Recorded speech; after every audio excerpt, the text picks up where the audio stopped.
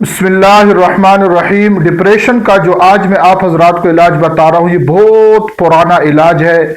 इमाम शाफी रहमतुल्लाह अलैह से मनकूल है। और आप इस बात से अंदाज़ा लगाए कि डिप्रेशन कितनी मुहलिक बीमारी है कि जो बहुत पुराने यानी बहुत पुराने ज़माने से होती अभी तक चलती आ रही है। तो इसकी वजूहात बहुत ज़्यादा है, लेकिन जो मैं आज आप हजरात के अमल अर्ज कर रहा हूँ ये इमाम शाफी रहमतुल्लाह अलैह से मनकूल है।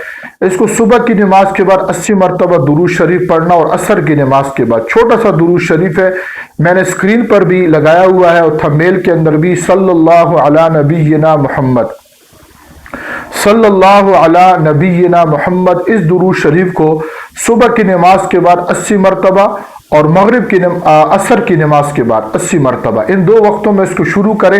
है आसान दुरूद शरीफ और इसका रिजल्ट बहुत कमाल का है, बड़ा अजीब रिजल्ट है। अल्लाह जल्ल जलालुहु जितने हमारे बीमार भाई हैं उनकी हिफाजत फरमाए, उनको सेहत दे। अस्सलाम वालेकुम।